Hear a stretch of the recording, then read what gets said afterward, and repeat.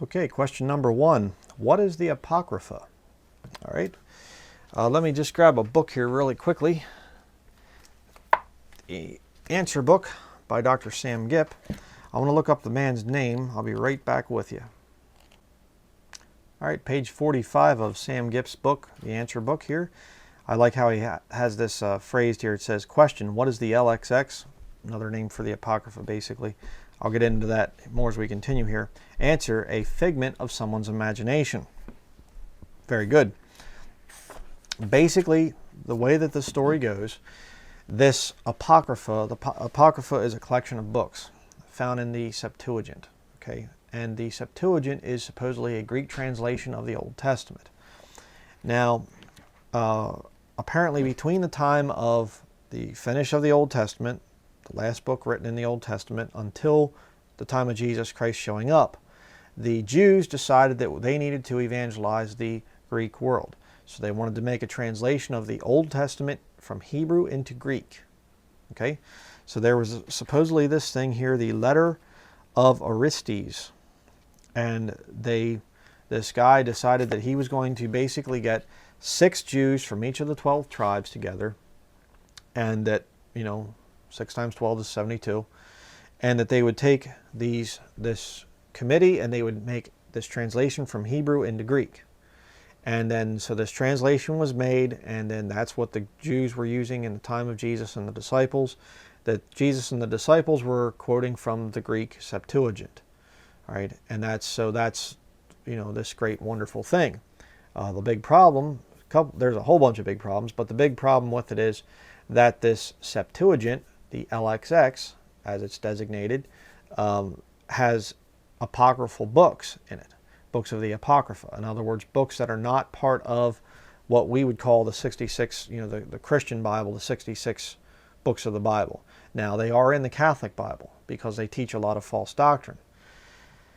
But, that's just where the problems begin.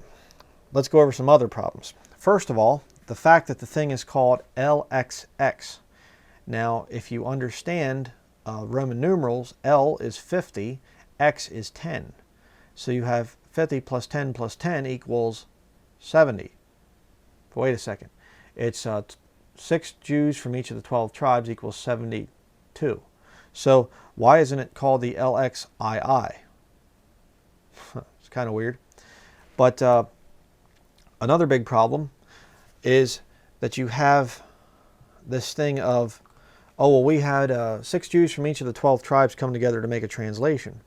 Well, that doesn't work either, because if you understand the Old Testament, there was only one tribe that was allowed to translate and transmit scriptures down through the years, and that was the Levites.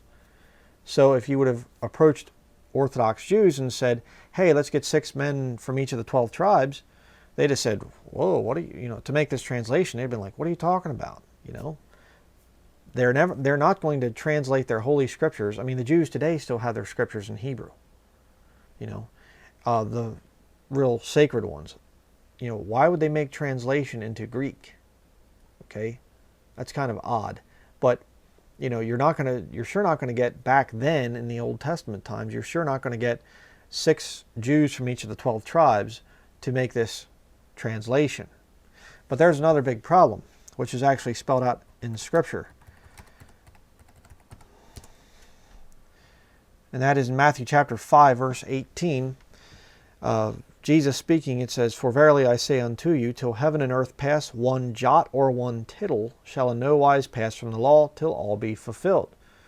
Now, jots and tittles are Hebrew letters.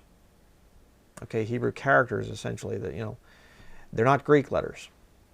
So if Jesus and the disciples were using a Greek translation of the Hebrew Old Testament, why would he be referring to Hebrew letters? I don't think so. And Jesus oftentimes read the scriptures in the synagogue. Now, according to my understanding, they don't read anything but Hebrew in the synagogues, especially back in Jesus' day. So this whole thing, when you actually start to examine this teaching of this Septuagint and these apocryphal books, it really starts to fall apart. But that's not the biggest evidence.